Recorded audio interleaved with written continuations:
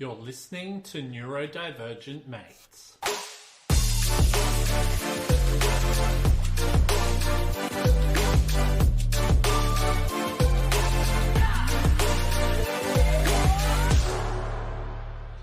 Hello and welcome to another episode of Neurodivergent Mates. I'm your host, Will Wheeler, joined with my main man, Photon John. What's going on, brother? Oh, beginning of the work week. I got up this morning thinking there'd be work and there wasn't. So I did that ADHD thing where I thought all day about what I should do and did nothing. Okay, interesting. Oh man, my day was actually pretty hectic. You know, when you've got a day and you've I don't know, like it wasn't like I did have things planned, but then just stuff started happening. People started reaching out. I needed to quickly email people. So it was very productive, but it just seemed to go a lot of stuff happened, if that makes sense. So it was pretty cool. But but look, for our listeners today, we did have a different topic that we were going to cover originally. And unfortunately the guest had to pull out last minute. So these things happen in the podcasting world, and as neurodivergent people, especially live as well. we had to get our creative thinking caps on, and we're able to reach out to an awesome person. To tell you the truth, I think it's probably a better topic than the one that we're going to be covering anyway. Hey, they're still coming on. Don't say that. Yeah. I know. But I think it's good. I think it just really hit a spot with me. So not saying that the net. I just think I think what I'm more getting at is the other topic that we're going to be talking about. It wasn't that it's not relevant. I think that when you're sort of trying to scramble to get something happening, and then we came across a really awesome topic and a person to come join us, it was like, yes, this is awesome. It feels good, right? So let's get stuck into this. So today what we're going to be covering is midlife and neurodivergent relationships with Tamsin Jowett. Tamsin, thank you so much for joining us today. How are you? I'm great. Thank you for having me. No problem at all. No problem at all. And look, thank you so much for last minute call up type of thing. And I think, like I was saying just previously, like this morning I woke up, I saw that you had replied to my message. So it was like all systems go. And then, normally for us, especially with the podcast, we spend an afternoon going through questions, like Photon John and myself. So it was a very big scramble, but we made it happen. So thank you so much. Oh, no. Love it. And I love talking about neurodivergence and participating in shows like, your show's great. Yeah, awesome. No problem. So what we might do just before we get started, we'll do our housekeeping like we always do. So for anyone who hasn't checked this out before, if you haven't already done so, please subscribe, like, and follow to all of our social media platforms. We're available on TikTok, Facebook, Instagram, X, Twitch, YouTube, LinkedIn. We're also available on every platform where you listen to your podcast. Also, if you haven't already done so, please check out the work that we're doing with Neurodiversity Academy. You can check us out at neurodiversityacademy.com. Also today, some of the discussions may be triggering for some. If you need help, please reach out to a loved one or call emergency services. We are not doctors. This is a space for sharing experiences and strategies. Also, if you've got any questions, please, while we're going through the live podcast, to put it in the comments on our social media pages. And hopefully, if it's a good comment, we'll put it up on the podcast here for us to answer. All right. Well, I did pretty well on that one. What do you reckon, Photon John? Back on form, my friend. Yeah, man, back in form. You know what, right? How we say some discussions may be triggering. If you need help, please reach out to a loved one, or call emergency services. We are not doctors. This is a space for sharing experiences and strategies. I was thinking about that. Sometimes we do have doctors. So I wonder what's going to happen once we go, we are not doctors. I'll have to say, one person is a doctor, you know what I mean? Yeah. But I just think it's good that we cover all of that anyway. But Tamsin, like I said, thank you so much for coming on today. You know, I've known a lot of the work that you're doing, but, you know, I think it'd be really great for our audience to just hear a little bit about yourself. Yeah, sure. I'm not a doctor. I'm originally a lawyer, but I grew up in a family where my dad was a GP, and he was a country GP. And one of his mantras was, Tamsin, there is no normal. It's a myth. Just don't think about that. Everyone is different. So I just grew up with that thought that everyone is different, and that's great. It's okay. And he thought it was wonderful. And but I went on, became a lawyer, went into the corporate world, very corporatized, masked, perfect, you know, that sort of scene. And then when I was living in Dubai and I was working for BP, my eldest son, we started to realize he was a bit different. And next thing we know, of course, you know, you go through the diagnostic process and all of that. And so 17 years ago, we realized that he was autistic. And it was this whole world that opened up for me. And of course, there's like, it's like domino effect, because you look at all your family and everything, go, oh my God, I've lived with this all my life. And there's me there, and my husband was definitely as well. And then all the lawyers and other friends of ours. And then when I got back to Australia, it was, what do I do around this? What can I do? And you feel a bit helpless. And, you know, 17, 18 years ago, there wasn't a lot in our space. It was early. And so I started volunteering at Asperger's Victoria. And then I became the president of Asperger's Victoria. And I really love that sort of way of empowering people with resources and providing community and a place to belong. That was what I thought was really important, that place to connect, where you were safe, you're accepted, and for just who you are. And so I went on to we got some funding in employment programs, and I became the CEO at Asperger's Victoria. And in that time, to do my employment programs, I became an ICF coach.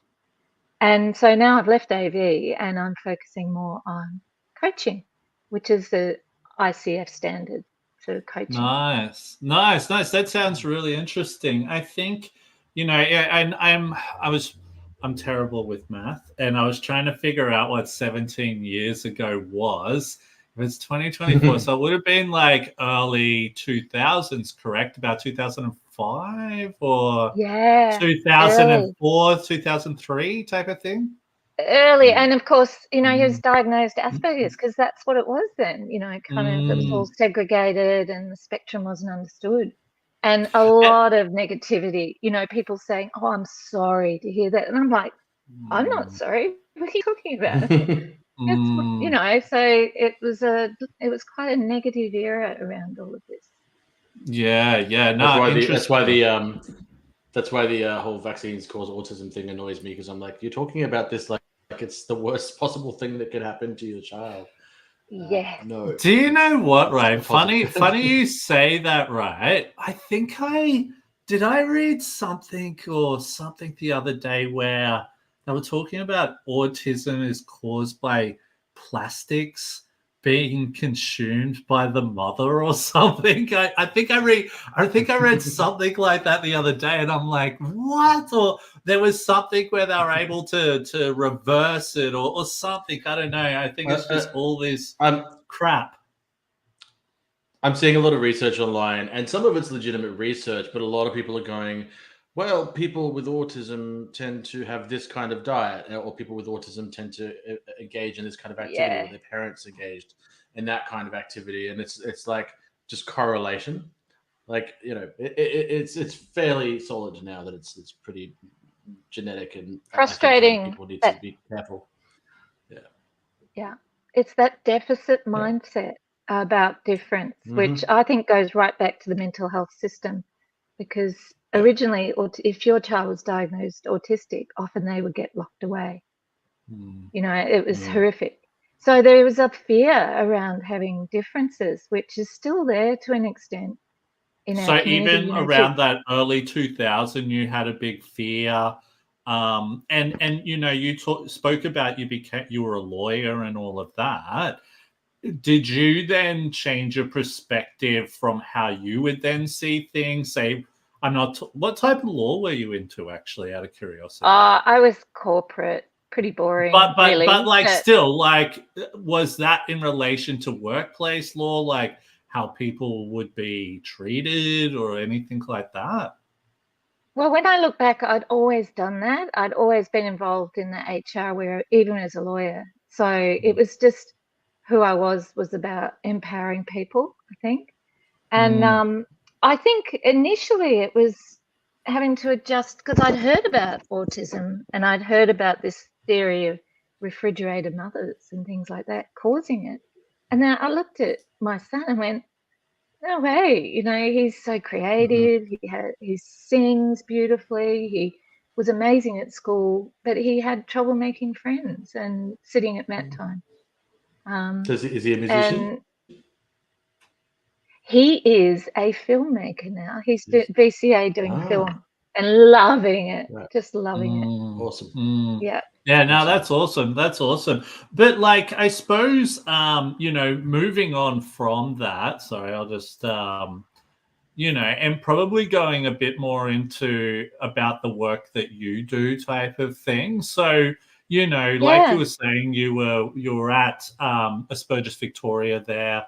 Yeah. You know, especially early 2000s, like if I remember back to those days, there was you know, because I remember in school there was no way there was as much stuff as what there is now. It's sort of like we're still got a long way to go, but back then there was even nothing really. So, you know, what was it like, I suppose, starting off around that era there, out of curiosity? Because if I think about that era for me, I had full drug and alcohol addiction. I was off tap. So there's no way I was thinking, oh, you know, should I be doing stuff in neurodiversity? So it's interesting to maybe hear what was happening around that era, if that's cool. Well, we had Amaze, had just changed their name to Amaze, we had a couple of small organisations, but there wasn't a lot of support, and there was minimal understanding in schools, I found, it was astonishing because when you look now, you realise at least a quarter of the kids in every class are neurodivergent in some way. How those kids got through, and they're the ones, so that's where I am coaching midlife, because they're the ones that went through without support. And often some of them went through and sort of forced themselves into a mold and then get to midlife and have a crisis, because that suddenly it really doesn't make sense and the anxiety and stress is built up. Or could you even say that you learn about who you are, so now you're like, oh my God, now I can take the mask off and start living my normal life. And, you know, but all the trauma and all of that that's happened in the past starts flooding in because you're like, man, that was because of this. Yeah, there's this whole thing I see. Yeah, it's a whole process. And then there's also the sorry, I think we may have a little lag here. But then there's also the process of grief that you go through. You know, we've spoken about that a couple of times on the podcast, where you sort of look back and go, wow, you know, the support that I didn't get, the way things could have been different.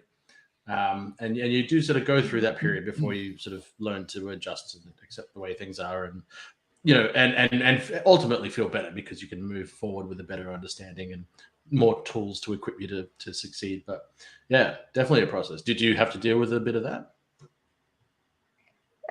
A little bit, you know, realizing what sort of schools you sort of assume that any school would be fine, but then there were schools that would refuse to have autistic kids in that, and there are still some now. I mean, like with midlife people, Do you come across a lot of midlife with- people who? Definitely. It's a whole hindsight sort of, it's you looking back across your whole history and rewriting it in some ways. And some of it's fantastic because you realize there was something else going on, and that you weren't defective. You were just different, and you did things differently, and that people just didn't understand. Whereas now, at least, we've done, as a community across Australia, we've done so much around building understanding of neurodivergence. And as you say, well, we're getting there, but there's more to go. But the people who are getting diagnosed now are often parents who are having their kids diagnosed much earlier, like some kids diagnosed before school, which is fabulous. It's fabulous in that child can then build their self-understanding, as well as that parent support them better. And then the parent has that realization of, wow, that's how I was. And, school wouldn't do anything for me. And then the parent can open up with, right, this is how my mind works. So I wonder if that helps my child. Can see it. They've almost lived the life of the child before the child has lived it, if that makes sense. So they're able to maybe make better decisions based on certain things. It's almost like I don't have children, but and I think back to when I was in school and I used to get in trouble for a lot of stuff, and I'd be afraid to go home and tell my mum and dad that I got in trouble because I thought I'd get in trouble again, and it was clearly the teacher was bullying. And, because when you're a neurodivergent kid, especially like I was, ADHD, didn't even know I was, struggled with everything, you're a burden on the teacher. So a lot of them don't like you. Not all of them, some of them do. So, I think, maybe if I was to be a parent now, I'd be able to see straight through that type of stuff and be like, hang on, don't tell me that my son's this is, or daughter, or whatever it is. We're able to see it a lot better, if that makes sense. Yeah, I think we're getting there. There's also this. There would be a lot of issues with the lack of education. Not to denigrate parents at all, but there would be parents who also didn't understand. So in some cases, those kids might have gone home and gotten in trouble again, because the parents also don't know what's going on, as well as the teachers. Yeah, and I think that's part of midlife, because often there's a bit of trauma, because our neurodivergent community are far more sensitive to everything, but including that sort of negativity and the trauma of the fear of not being able to tell your parents things and not to be yourself. So then midlife, that unravels a lot of the time with hormones and everything else that comes in. Yeah, totally. But I think I think it'd be cool to maybe get a little bit more in depth into this. So, obviously we're here to speak about midlife and neurodivergent relationships, all of that. So how has neurodivergence shaped your midlife relationships? And I don't know if I've really put it that way, or just put it in whatever way you wanted to explain it. But, I think it might be important to maybe share what this is, and maybe how it has affected you, if that's what you want to share, of course. Yeah, I mean, I suppose mine's not a happy story in some sense. I've learned so much about myself and about relationships, and that's why I want to do this coaching, so I can help and support others with this. There's minimal support for neurodivergent people going through this, is what I've realized. I'm in the end of divorce and coming out the other side, and I think I'm a much better person for where I am and what I've learned. But it's a hard transition, and I don't want others to go through this. So if there's ways, I've developed ways I can support people, neurodivergent families and neurodivergent, so they don't go through the level of the experience that I've been through, and hopefully have that self-awareness and are pre-ready for how to manage this, because relationships are just really hard in our space with communication differences. sets you up for a challenging relationship if you're not prepared and if you don't know to put in the work. And I'd say I failed in some ways in that, myself putting in the work. Was that, would you say, and share as much and as little as you like, Yeah. was that prior to, say, your divorce or after? Like, especially when you and I were on the phone, we're talking about the shock.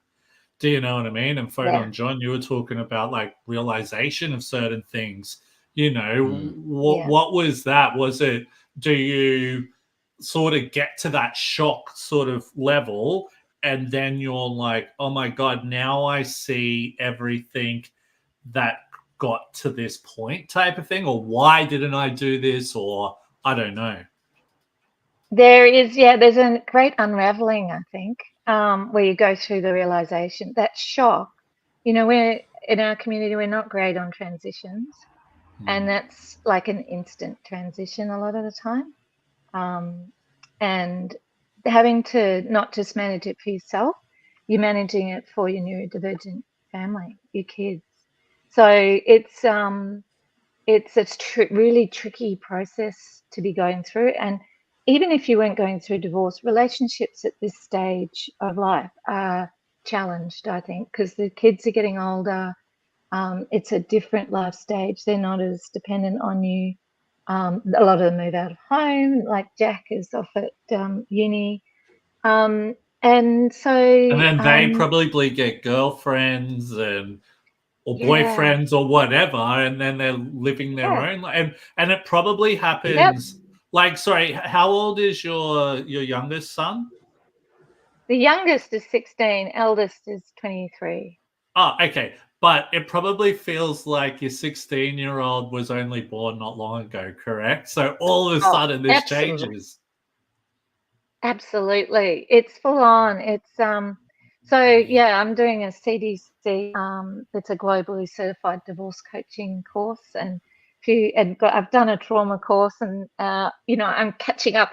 I love learning, as you know, sort of ADHD, neurodivergent space. I'm quite typical in that I love having another course. But you know, if I can sort of empower others so they don't go through this, that would be fantastic. Are you having many people reaching out to you about it, actually? Like, oh my God, yeah, I'm going through this at the moment. Or do you get maybe people who are feeling like it may be getting to that point, if that makes sense?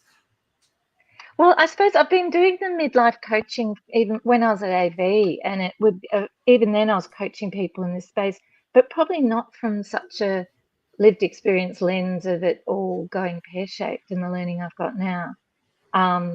So I've been in that space for a while and had people reaching out.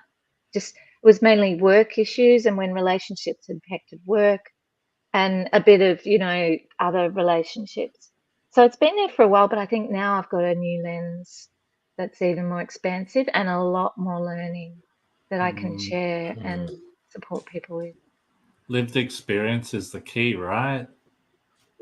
It is. In our space, no one else can understand it. But even then lived experience is very individual. But you still get you're more open to hearing other people's experiences and understanding theirs is different. There's some similarity. Yeah. Yeah, no, crazy. Out of curiosity, how do neurodivergent adults adjust relationship expectations in midlife, do you think?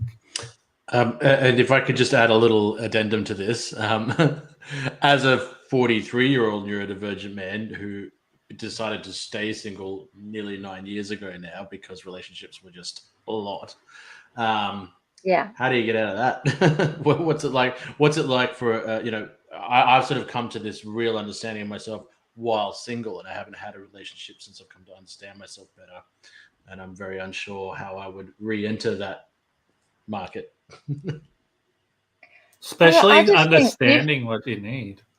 Yeah, I needs. think that's actually so critical, is that self-understanding and understanding Yeah. your neurodivergence, because when you come into a relationship, it becomes a mirror often, so you're mirroring to each other your characteristics.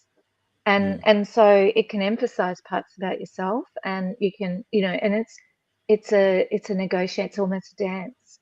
So there's three things: there's you, the other person, and the relationship. So, but having that self-understanding, so then you can communicate, work out what you need and how relationships need to be for you, where your boundary needs to be, where your stress will be. Sorry, my earpod just dropped out. No, all good. Your love languages, how you express love, which is not just to someone who's intimate with you, it'd be generally. And having that emotional work that you've probably done in the meantime is really powerful. I think that's really, good of you to do that. It's sort of like respecting the other person. I'm going to come into this as a certain type of person. So See, yeah, I think it's interesting because let's say the modern dating world these days is very let's say it's completely different to say even what it was 2020. I'm thinking in the 90s. Not that I was only new to dating back then. I think I was 18 or something like that. But and I think Photon John and myself, we, in a way that was sort of why we started the podcast, not for dating, but we'd actually, we were sort of like, it was incredibly hard to find friends as neurodivergent people. I think we could find friends quite easy, but like it was difficult to find the friends that met maybe our needs type of thing. And then we were looking at it from a relationship perspective as well. So, I think some of the difficult things, and Photon John, you can chime in if you like on this as well. Hang on, just let me finish this for a second, then you can chime in, right? We were sort of going, look, there's certain, and like you spoke about it before, Tamsin, is that we do have certain needs and wants, I suppose, that we really, admire or really want. But sometimes trying to get that across to people right from the beginning is incredibly difficult without them thinking, what the hell, this person's weird, So we were actually looking at trying to develop an app, where we would be able to be upfront with a lot of those things. It's still in the works, all that. So probably a long-term project. But I think it is so vital at that early stage of, creating a relationship or friendship, which it usually starts off as, because I think that it's the problems down the track that's where people start going, well, I didn't sign up for this. I didn't sign up to, be this and that, if that makes sense. Exactly. And you will grow and change. Go Photon. And I think Will and I, we weren't like, we became closer later in our friendship, but in the beginning we would just see each other around because Will was covering bands and doing interviews and stuff, and I was playing around. And but just our friendship in the beginning was just like from across the room, we just like, I get your energy. And we seemed to just instinctively understand each other, so that was cool. But and we both felt very similarly that it's hard to once we both started to go on our journey and discover our own neurodivergence. It is really important right in the beginning there to set all the right boundaries and explain all the right things, but that can be so difficult as well. I'm still learning now what my needs are and how to communicate them, and then the balance between what is my need and what is something where I actually just need to give a little bit as a good friend or a good partner, and that can be quite complicated to figure out sometimes. Yeah, I agree. When I was at AV, one of the key things I really saw was when we had our peer groups and our employment activities, and we'd bring everyone together who in neurodivergent space, there were no communication issues, or there are a lot less. and there's like this just whole different energy because everyone communicates in a similar way. And it's like, I think it was described by Yen Perkis as it's like its own culture. And when neurodivergent people get together, it's slightly less stressful, the communication approach.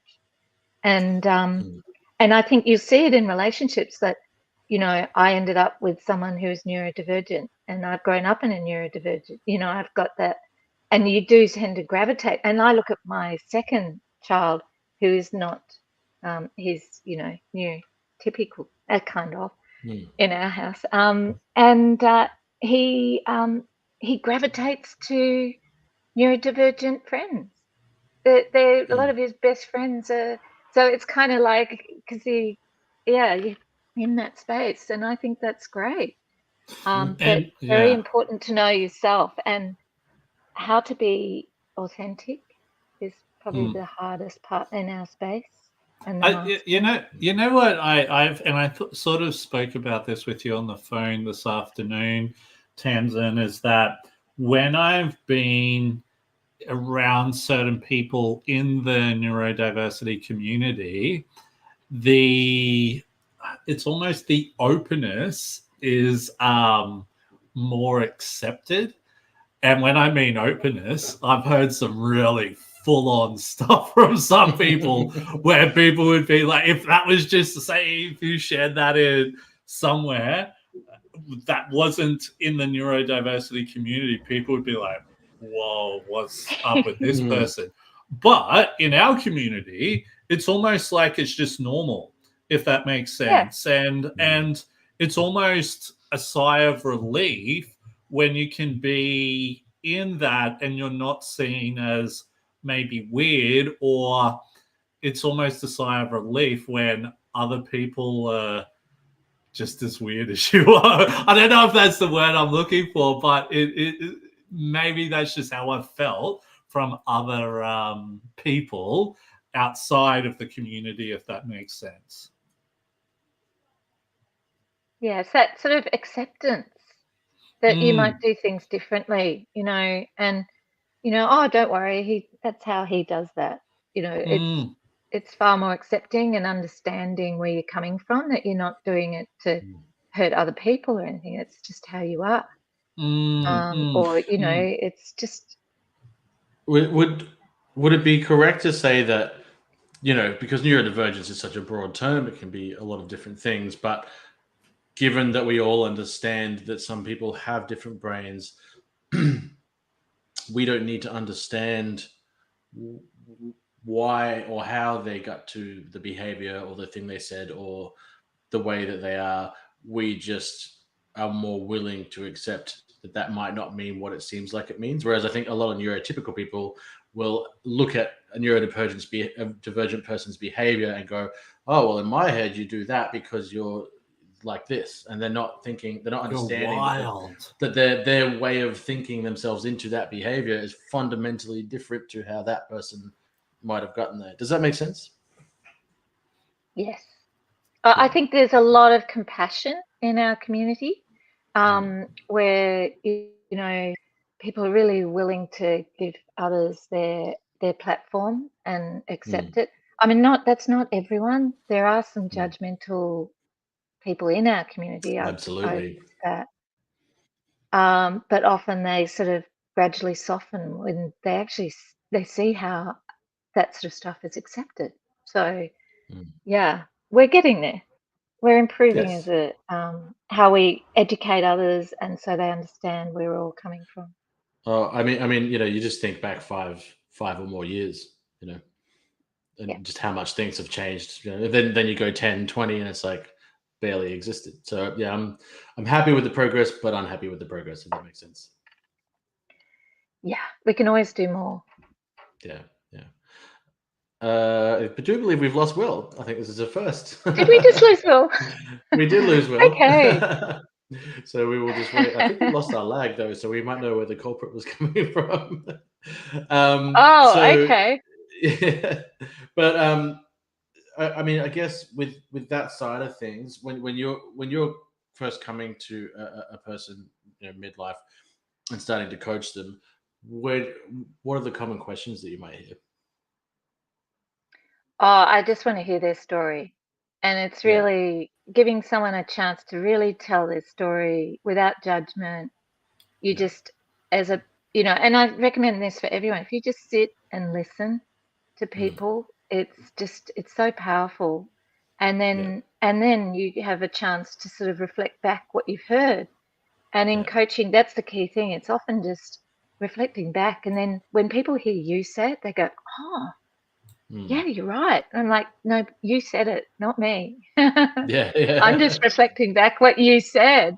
And Mm. and this is something you could think about. It's sort of you give Yeah. some coaching around Yeah. options if it's needed. But yeah, it's So very much. Yeah, we lost you, Will. Yeah. You're did I back. just Welcome back, Will. disappear? I was That like, is oh You my I god. think did. that is a neurodivergent mate's first. Yeah, I know. I was thinking, oh my god, are they going to be right without me? Yeah, we But were I fine. come on, and you guys just kept on flowing, so that was good. Yeah. That was good. For some That's reason, funny. I just lost internet connection. So All good. All good. thank Ah, you. Well, the lag seems to have fixed up now too, so that's good. Yeah. So I'm just good. trying to think what we were up to. How do neurodivergent adults adjust relationship expectations in midlife? Did we just answer that one before? A little bit, but I think I we're more think going we Kind of. did. I think we're uh, actually onto this one. What yeah. support Yeah, helps neurodivergent adults with midlife relationship issues? yeah. I think I'll just go back to the last one. The one thing I'd Yeah. say I didn't actually get to say before is that often trying to mask, our community will do people pleasing, where they compromise themselves so that other people feel okay. Because often we're quite sensitive and open, and we will shut down. And I think that was a big issue in my own relationship. That you have to actually look after yourself and express yourself authentically, because otherwise people don't really get to know you. It's this image of you, and so then when you hit hard times, that inauthentic image can crumble. And yeah, so it's really important to be authentic. That I think was that's that the was the such a support. sorry. I Yeah, think we got that. no, That was go. such a huge thing for me when I was having relationships during my whole life until I had this big break, because I recognized that I needed to have that break and figure some stuff out. And but I was just like, everyone I was with seemed to be in love with this image of me. And I thought it was something to do with being a musician or whatever, and on stage or putting me on a pedestal. It wasn't that. It was that I didn't know what I needed to communicate, what my needs were, how to communicate it effectively. I was trying, but I had no idea. And so I wasn't effectively communicating who I was. And I was people pleasing a little bit because I was a bit self conscious about my neurodivergence. And I wanted to, I've always been strange, and I was self conscious about being strange. So I was trying to be all these things that I wasn't. I wasn't communicating very effectively. And I didn't understand what my needs were very well, and that'll sort of change. But I did just want to ask, there's probably a subset of people listening right now, if they notice this topic. What if you're in a relationship? What if you've been married for many years, and then suddenly this diagnosis happens? How do you adjust at that point? What's sort of the common parlance there? Well, I think it's the same sort of principles as then exploring yourself as you are with that realization, and then keeping the Mhm. channels of communication open and finding there probably are better ways that you didn't know you could access that were there. Mm. And that realization you can do things differently and it's all okay, and it'll be better. I think that, the diagnosis often it creates this whole revelation, and you actually have a much better opportunity in your relationships because it's really authentically you. Um, Mm. and I think it still comes back in our community to, being feeling safe enough in the relationship to be yourself and to say what you need, your communication, how you need to communicate, and also realizing you really need to listen as well to the other person always, is that give and take, Mm. and understanding it from your new perspective of yourself. And with all of that, you might have a new perspective on your stress and your love languages and all that sort of thing unravels once you had that diagnosis. So you're not quite a new person, but you've got a new perspective of yourself and how you like things and how you explain yourself, I think is probably, and for your partner to understand that and come on the journey with you is really important. I think often that's where some relationships will part ways. And so that's really important to work on. It's a joint journey that you're on in a relationship. Yeah, interesting. Going on from that, what support helps neurodivergent adults with? I think you sort of answered that question, yeah? Yeah, I think so. It's, the 5 key Yeah, I think areas so. as far as I've seen. Yeah, I think we might go into Coaching is what helps. Coaching and self-work. Know what you've done, John, is really important. That self-work where you're getting to know yourself, and coaching helps with that. It can point you in the right direction and help bring it out. But then there's also that time where you might need to work on your stress management techniques and pre-plan your communication with your partner. Thinking about how, if it's something you want to conflict you need to manage, pre-planning it. There's all sorts of sensory approaches you can think about and prepare yourself as well. Empower yourself. You don't need the coach, in that the coach just gives you the tools. The tools, yeah. But it was interesting. So, and we're talking about people pleasing before, and I remember I was with one of my exes, and I should have left her a long time before I did. And I think a big thing for me was like, oh my God, this person, I'm going to break their heart or whatever that is. So that was on my mind, and I didn't want to be that person. And then, it ended up turning out that she ended up finding another person, leaving me anyway. So I should have just done it anyway. But what I'm sort of getting at was, and I sort of blamed myself for a while there, because I was like, why didn't I leave earlier? Why did I let this happen? And, for me, it took me having to move overseas, travel and refine myself just to build that, because I think as well, sometimes when you're in maybe, what do you call it? Like unhealthy relationships, a lot of things are said and it can really knock that self-confidence. So it really took me having to move overseas to go and meet a lot of people, and for people to be like, oh yeah, Will is cool, and it made me think, oh yeah, I am a good person, people do like me, and all of that type of stuff. But I will admit that it after that I was single for like 9 years or something, because I was like, I think a big thing was like going, oh my God, I've just come out of that relationship where I couldn't even really be myself. I don't think, and then sort of basing every other relationship on that. So it's like, oh my God, I need everyone else who I need to meet is going to this. And when I explain this, they're going to be like, oh my God, that's strange, or whatever like that. So I think that was the hard part, really trying to find those next people, or even just being around people who understood. And you can't forget too, like in all of this, there is another person, and you can be as authentic as you want. You can understand your needs as well as you want, but the other person has to actually, make the effort to understand this. And if they're neurodivergent, it's a two-way street. But even if they're not, it's still a two-way street as a relationship. You need to be aware of how your neurodivergence might affect them, and do your best to manage anything that might be negative about that. But they also need to have a built-in understanding that you're doing your best.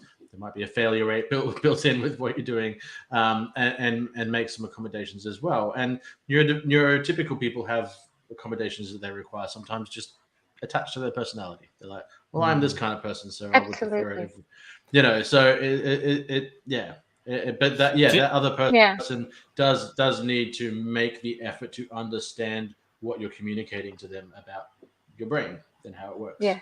But do you know what, right? I found that when, especially like because dating changed after I broke up with one of my exes. Like it went into the whole, you go onto a dating app and all of that. And I just felt I couldn't be my authentic self, where before that I was able to meet people and people could be like, oh my God, Will's really cool because they understand my personality. But you can't get that through a dating app, which was really difficult. So what I was finding was I'd be meeting people and I just kept on meeting the same similar type of people who I just no longer wanted to be around, if that makes sense. So they were into heavy drinking, still into drug use and stuff like that. And I'm like, oh my God. And I remember even thinking, I'm like, is this what I need to be to attract someone?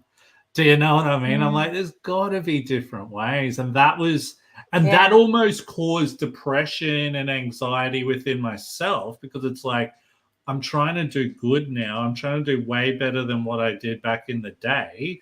But it's like I'm getting dealt a bad hand. What have I done wrong type of thing? So that self-doubt and confidence starts to lack. Yeah, absolutely. And that energy drawing in the wrong people.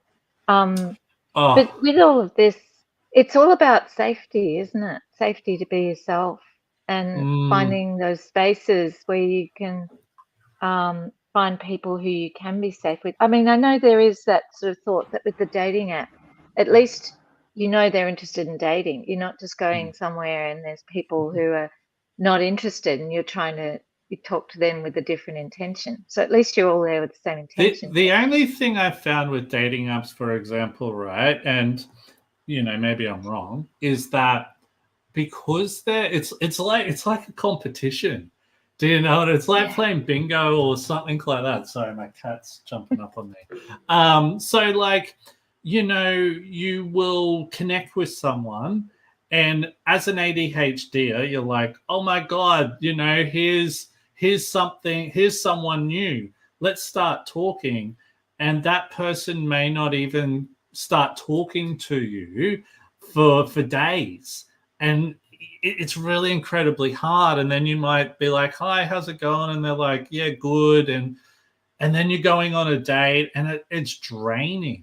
It's so draining. I don't know. It was just so draining. But I think the biggest thing I found was that what I enjoyed, especially making friends, was going and doing volunteer work where I didn't have to be around drinking or taking drugs, all of that. Actually, it was funny because I was around all of that. I was actually helping homeless people on the weekends who were drunk and on drugs, but we were helping them. But you were there doing something else. Yeah. But I was finding I was meeting really cool people. So I think the hard thing is realizing that the dating apps, for example, aren't the only way to meet people. How do we find these other ways? I reckon it's, finding places where you can belong. Like I'm not saying Asperger's, Victoria, but what I'm saying is things like playing sport, or like golf is good, or swimming is more of a neurodivergent thing, or joining council activities like cleanups and things like that. Well, can I say, you can get out there? Well, even just what I do within the community. So putting the podcast on, speaking at events, even like I know that's business for me, but I meet so many people, and it's like that's like my drug, if that makes sense, because I'm meeting all these people. I connect with them. Hey, what's going on? I'm always, reaching. I know I reach out to you sometimes, Tamsin, and just start conversations and stuff like that, because I just crave social interaction. And this has sort of helped with that, but sometimes it's not enough, if that makes sense. Yeah, so that's that extrovert side of you I suppose it's harder for the introverts among us who don't get Mm. their energy from being in amongst people, and Oh yeah. that isolation they can feel. But you know, we've talked about earlier how sometimes even within a relationship you can feel lonely and isolated if you're Mm. neurodivergent, Yeah. especially if you can't be or you don't feel safe to really be authentic. So Well, I found that like the pandemic was really bad for that for me. So me my too. my partner, she was working, she was doing all the COVID testing, so she was crazy busy. I was just at home on my own the whole time, and I was just Mm, going insane. Like I have yeah, never, because like I would go to bed when my partner would get home. We'd wake up together, she'd go to work, and then I'd be on my own the whole day. Then she'd yeah, come home, we'd go. So it was like I never saw anyone. And it was yeah. just Didn't get like, that energy fix. Yeah, yeah, it was crazy. And that was where I really learnt about like loneliness, especially within relationships as well. And you know, how hard that is to deal with type of thing. And it could even be not having guy friends to go and just talk about guy stuff, or chick friends to speak about women's stuff. And you yeah, know, or even a guy speaking, having, like, I have a lot of female friends as well. um yeah, and you know, just all of that type of stuff, you know. And it's yeah. really interesting. Once, I think the pandemic really opened my mind to that. We have to make an effort in a way if you really want that connection, that Yeah. energy connection. Mm. There's actually a Mm. study, I think it was, where was it? Yeah, Oxford, that showed on average, the men who have the best mental health and feel most satisfied with their personal lives and their relationships spend 2 nights a week with their friends. So, you know, whether you agree Yeah. with the number or not, it's an element that does actually have to happen. Hello, everyone, by the way. Sorry, I dropped Oh out. yeah, where'd you Hey, go, you're food on back. John? What, you How's that? just You know, You too we were guys are good talking, for taking us, mate? turns. we were talking before we jumped on about where we were saying, you know, one day we'll have money for a producer and a technical guy to make sure everything runs smoothly. And you were saying, Tamsin, oh, but I like the DIY, you know, authentic vibe of it. Was that authentic enough for you? was that That was That was great. very, You know, one goes off, the other comes on, you know, yeah. tag because team. that's what we do every episode, you know. Yeah. This is 2 episodes in a row for me. Well, it was lucky that it wasn't like an episode when it was just you and me, Food on John. That would have been awkward. Mm. How do I keep on talking here? But we have had that happen in the past, actually. But you know, Oh my God. moving on from this, Tamsin. So, how do Yeah. menopause or other midlife changes affect neurodivergent relationships? Well, I think that menopause and hormone change midlife is it's a bit like neurodivergence and how autism was. There's hardly anything known about it. And you know, you look at all the stuff about pregnancy and hormone changes around that. There is masses, there's volumes, there's research, there's all sorts of stuff. When it comes to menopause, or for men, it's andropause at the same time, there's nothing. There's hardly anything. And what happens is it sort of sneaks up on you. You get this hormone change, and it affects your mood, affects your sleep. You can't sleep. You get more anxious generally. And if you're neurodivergent, I looked up some statistics, and 81% of men and 71% of women who are neurodivergent had a midlife crisis. Like, that's way At beyond. what age, out of curiosity?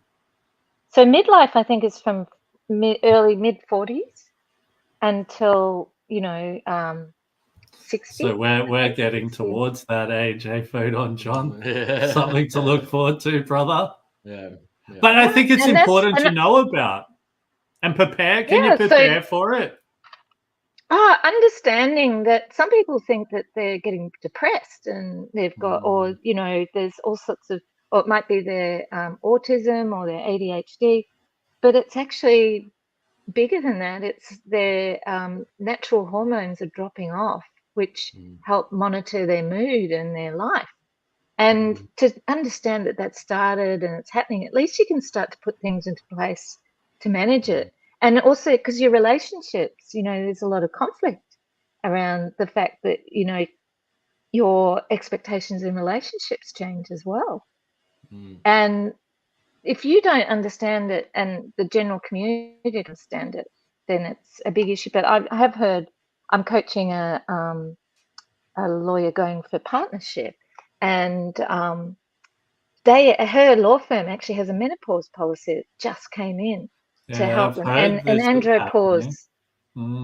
Andropause policy, because of these crises that hit, especially in law firms. There's so many neurodivergent professionals are like the highest. And I didn't realize, so I didn't realize until I started listening to a few like panels on like this, that we would see a lot of women would retire in like their early 50s, and people just thought, okay, that was normal for women to retire then. But they're saying that's probably because like menopause and all of that. Is that correct? Yeah, it's a crisis. And you look at work. Is it work? Is it my relationship, or what is it? And often at work, because you're finding difficulty with sleep and that sort of thing, or your relationship issues are slamming you in the background, your work is affected. And often, until now, you really couldn't talk about, I've got andropause, I've got a midlife crisis. It was sort of covered up. So at least that's becoming something that's getting more spoken about and understood. So, we talk a lot on this podcast about things, like I was talking to my my mum and her friend the other day about how people, the younger generation in particular, they're all about kindness, and they're really learning. They learn a lot more about how people can be different. They learn a lot more about neurodivergence than we ever did, which was nothing. But, where society is learning more and more to just be a bit kinder when you don't understand something. Is a midlife crisis maybe something we need to just take a bit more compassion to when we see someone we know or love going through it? Because it's potentially to do with this hormonal change. And I think that's spot on. It's that compassion and accepting that people will struggle at stages. And, that's that whole movement around more understanding with mental health generally, I think, which is great. People really write people off. Understanding. When they're going through a midlife crisis. Right. Yeah. Well, I think the reason why they write them off is like they're thinking, they're lazy. They just don't understand it, and it probably presents in a way that they're not working and how they used to work, and it's very hard to explain. And for neurodivergent people, that sounds very familiar. Yeah. So it is. It's this bigger thing of being understanding and of accepting that someone's mood at that time. And it's not your responsibility to change their mood. That's your boundary. And, managing that part of the relationship for you at work and at home. It's interesting as well. Like, this might sound funny, but like we're seeing like going back to dating and all that type of stuff as well. A lot of people are dating different ages now. So some men are dating older women, or some older men are dating younger women, or vice versa, or whatever that looks like, right? Wonder, like, that would be, I'm just trying to think how I word it. I wonder how, because like people just wouldn't know about what's going on with that type of stuff. And how would people, I suppose, cope when in those types of relationships, I wonder? Because things would change. Say if, I'm not sure if like, I don't know, sex drives change or whatever like that. Yeah. And then, it's, I don't know. Is that an argument for age-appropriate dating? Or what's that? Sorry? Is that an argument for age-appropriate dating, or? Oh no, But no, I no. think- But like you would get into that, and let's say you've been dating someone for quite a while who's older than you or whatever, then Yeah. these things start to happen. You're like, oh my god, I'm never dating someone older than me again because that was just grumpy all the time. I don't know, it's just interesting. Yeah. Yeah, I suppose that's ageism coming in as another thing, isn't it? Another factor. You've got all sorts of different isms that impact our perspective of other people. Yeah. That's not me being ageist, but I'm not saying that like that's a thing. You know what I mean? But yeah, I worry about being that older guy. You know what I mean? That's why I'm definitely looking for someone my age. But I think bringing it back around to the kindness thing. I think what Will's talking about, what is it? Andropause, menopause, and neurodivergence. I think in general, just there is an overarching theme of just a bit more kindness and compassion, and not being so quick to judge other people's situations. It's And self-compassion. I mean, there's yeah. huge amounts of work on that. I'm not very good at that one. I'm still learning. Crazy. Yeah. Crazy. We're getting to the end of the podcast. So, what advice would you give neurodivergent individuals navigating midlife relationships and all of that type of stuff? Yeah, well, I think that does come back to what we just said, having exploring yourself and do what you can to learn more about yourself. Don't assume you know everything. And maybe your partner as well, correct? Yeah. Continue to learn, be open to learning and growing, I think is the thing. Because a life is one, I think someone said recently, every 18 months you go through a transition in your life. So, thinking that life hasn't changed is not going to protect you because it's going to hit you harder. So I think it's being open to change and growing, learning about yourself, learning about other people.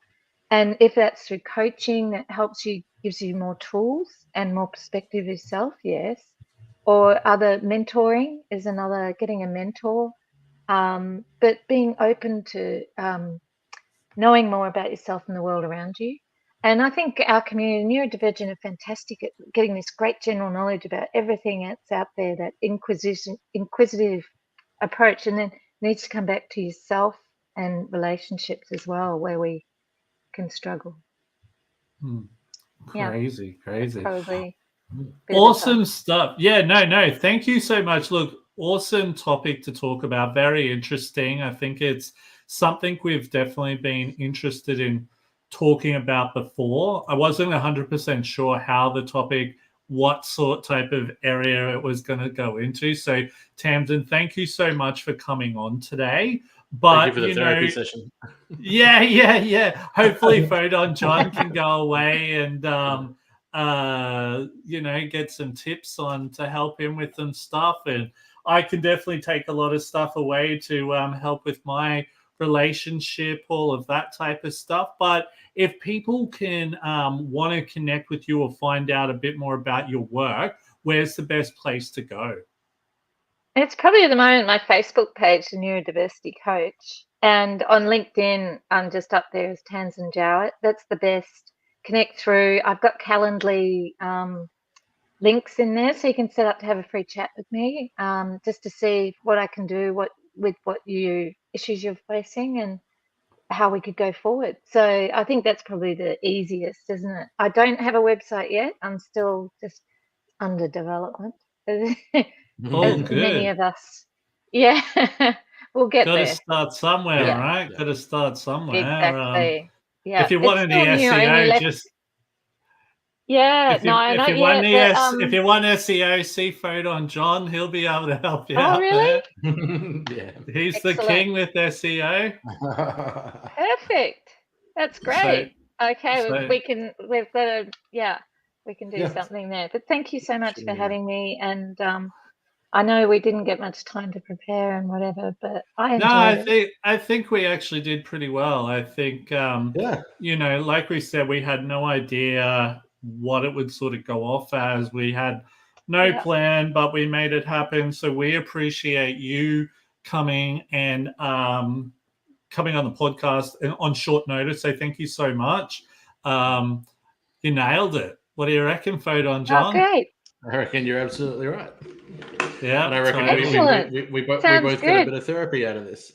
Yeah, totally. So yeah, I think you're going to be an awesome coach. So thank you so much for coming on, Excellent. Tamsin. Thank you. So for all of our listeners out there, if you haven't already done so, please subscribe, like, and follow to all of our social media platforms.